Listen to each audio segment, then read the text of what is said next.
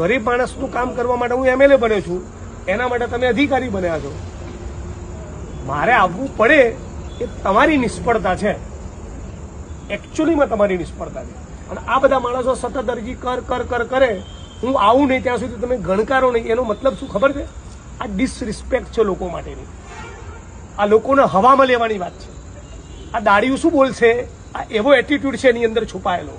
આ ખેત મજૂર શું તોડી લેશે? એવો એટીટ્યુડ છે, એક એરોગન્સ છે. મારો અવાજ જે ઊંચો થાય છે ને એના મૂળમાં આ છે. કેટલા વખતની અરજી આપો છો?